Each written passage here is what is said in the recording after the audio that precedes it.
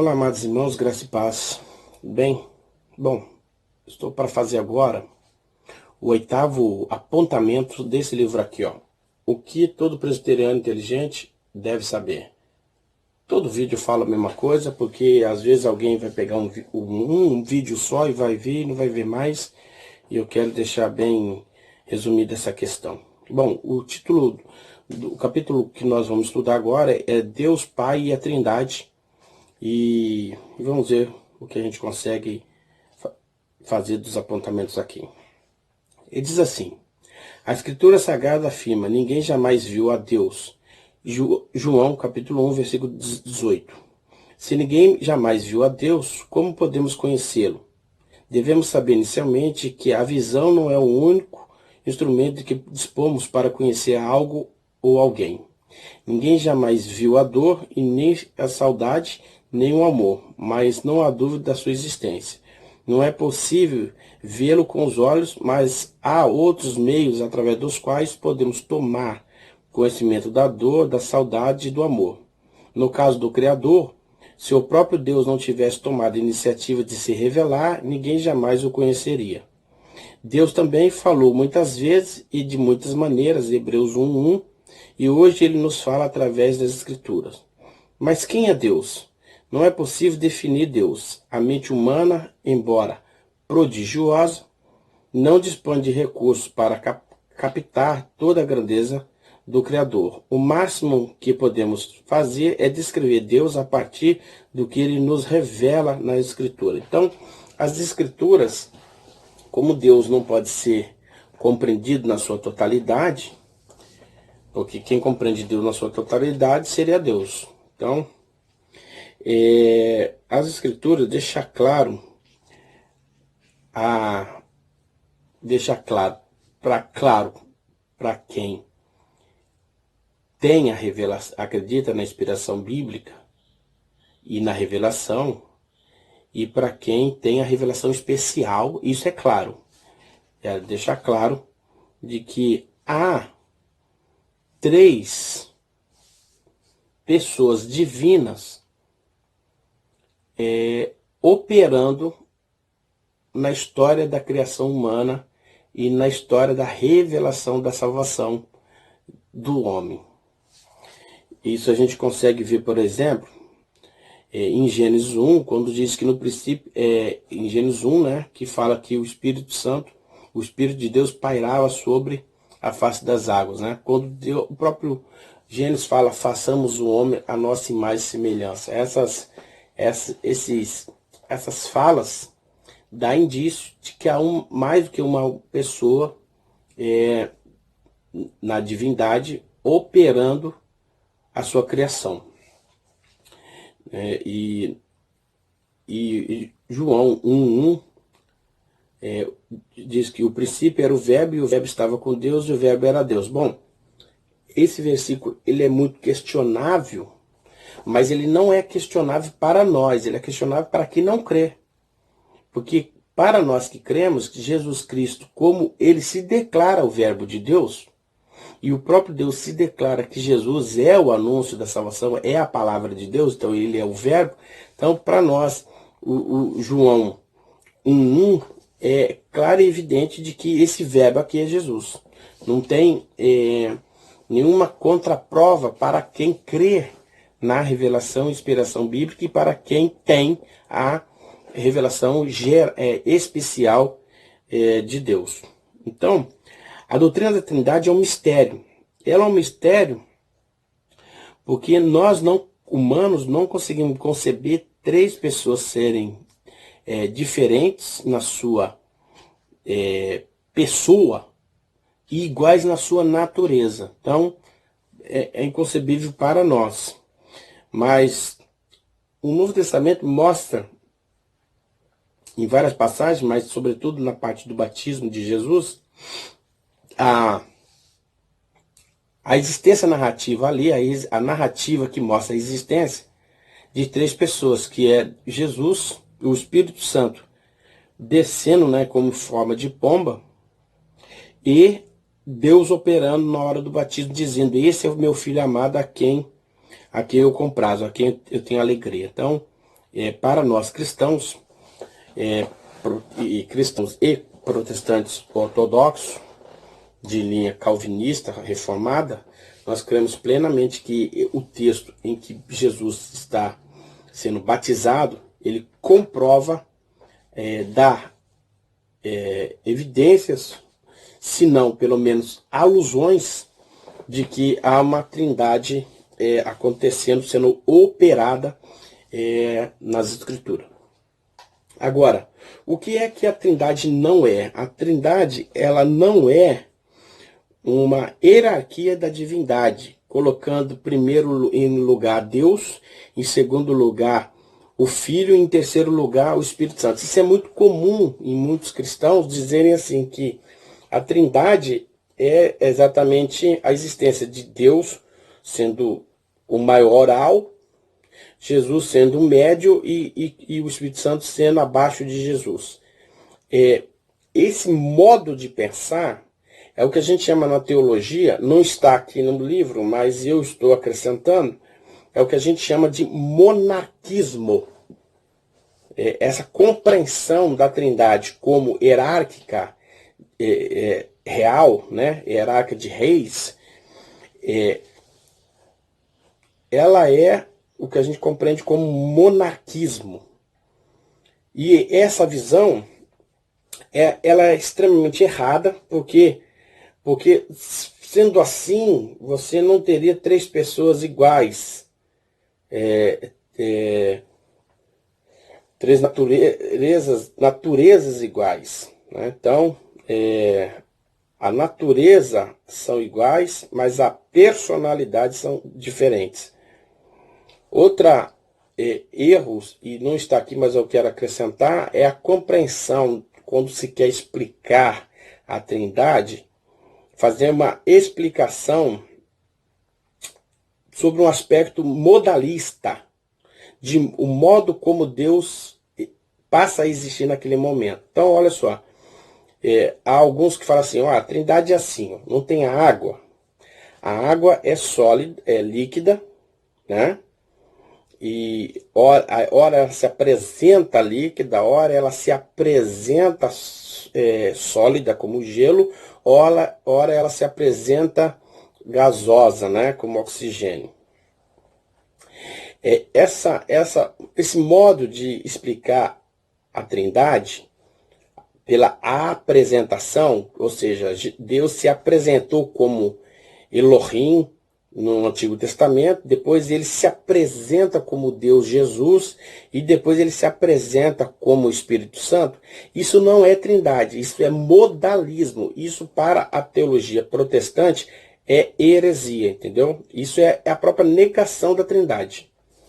Então, a trindade não é isso. A trindade é compreender que há três pessoas com a mesma substância, igual em poder, igual em glória, embora distintas pelas suas propriedades pessoais.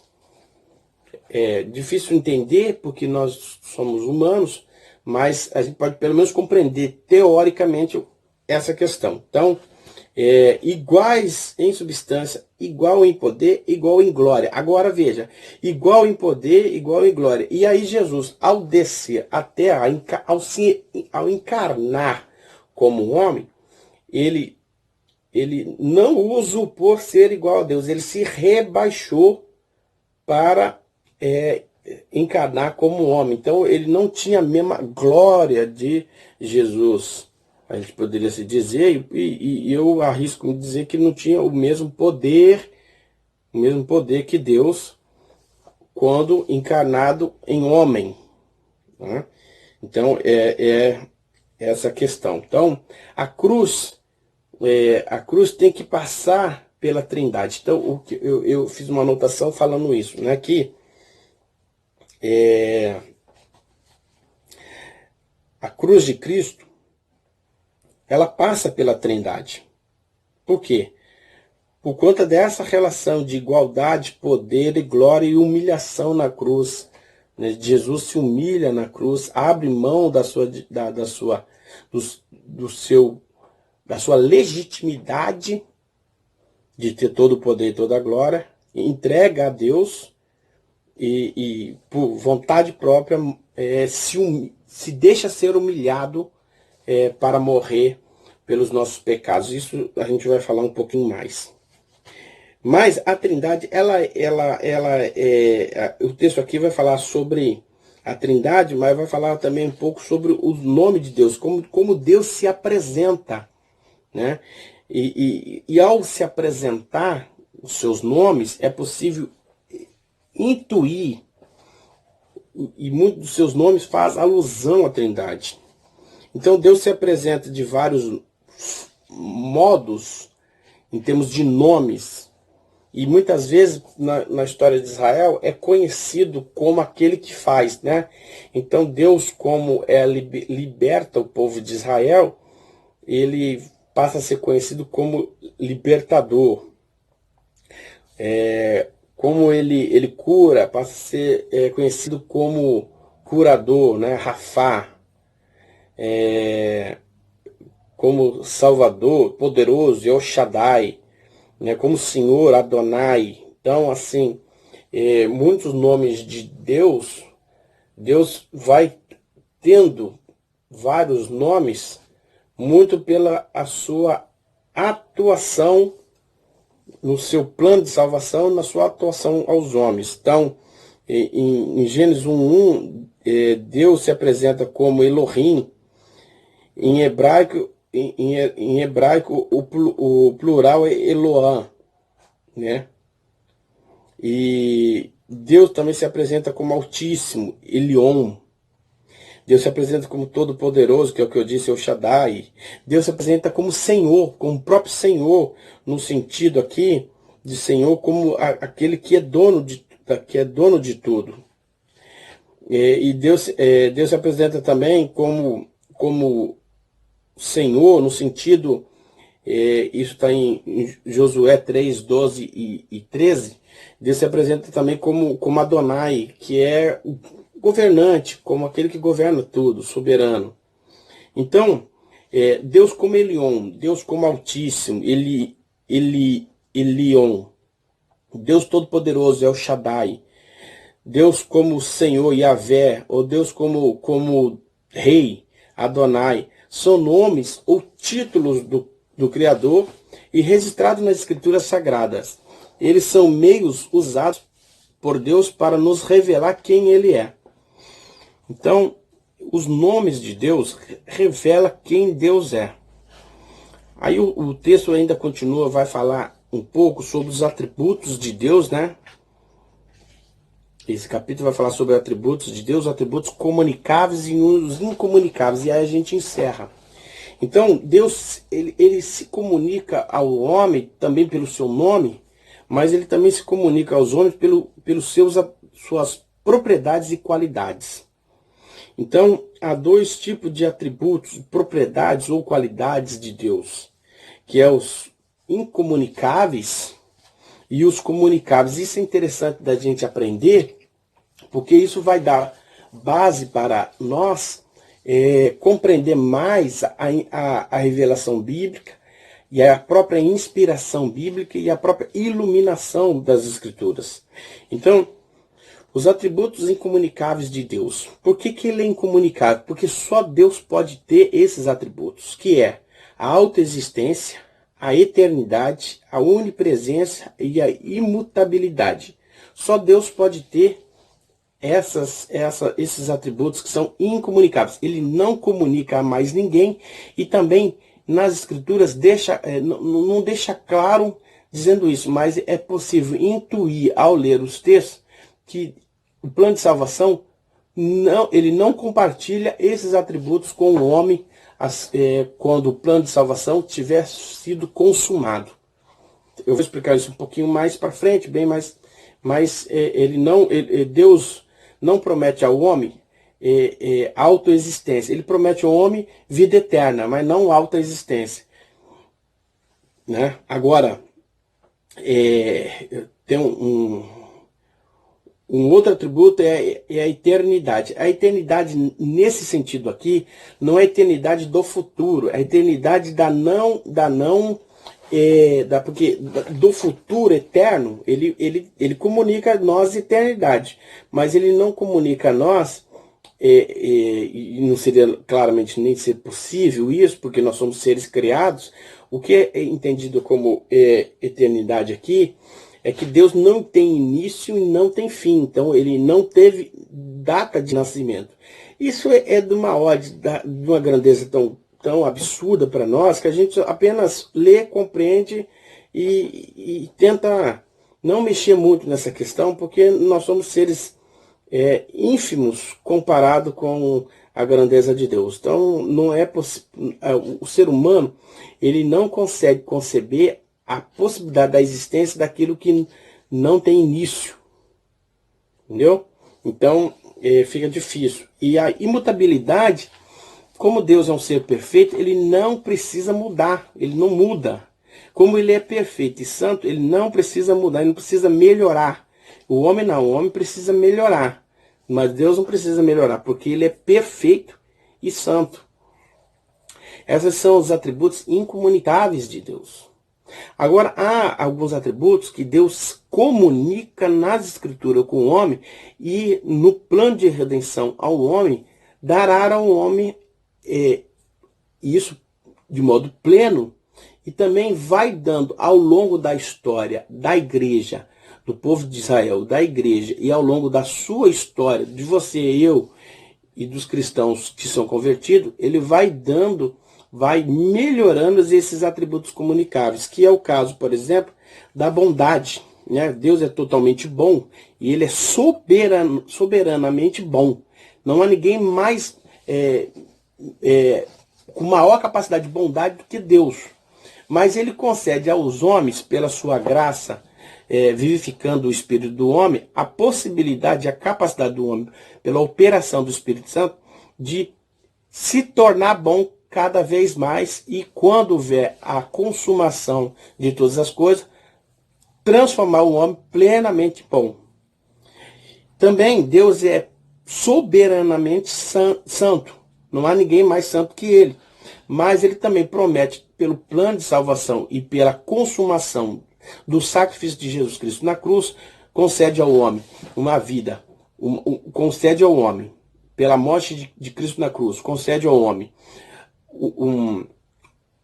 um status de estar sendo santificado no sangue de Cristo para ter contato com Deus, e a operação do Espírito Santo de Deus para ir santificando o homem ao longo da sua experiência humana e ao longo da sua experiência com Deus. E no final, na consumação, dar ao homem eleito, dar ao homem, aquele que aceitou Jesus e viveu a Cristo corretamente, dá a ele um corpo incorruptível, ou seja, dá a ele a plena santidade. A plena santidade e incorruptibilidade. E a outro atributo comunicável de Deus é a justiça. Não há ninguém mais justo que Deus. E ele comunica ao homem a necessidade do homem se tornar justo, caminhar na justiça, e ao final, e pela operação do Espírito Santo de Deus e pelo processo da morte de Cristo na cruz, imputa ao homem, né, a sua justiça, ou seja, torna o homem justo, mesmo ele sem merecer. E, ao final do processo de consumação das coisas, da salvação, o homem se torna plenamente justo, um homem, porque ele terá um novo coração, uma nova mente, um novo corpo. Então, as suas ações são plenamente justas. No entanto, num processo de vida cristã, Deus comunica aos homens a necessidade de caminhar na sua palavra, caminhar na sua dependência com Cristo e pelo Espírito Santo, para caminhar na justiça. Entendeu? O homem que é convertido a Deus, ele se interessa em buscar a justiça e se interessa em cada vez ser mais justo. Ok? Um abraço a todos. No próximo vídeo eu vou falar sobre Jesus Cristo, o Filho de Deus, que é o capítulo 15. Estaremos então quase ali passando um pouquinho do meio do livro. Um abraço, tudo de bom.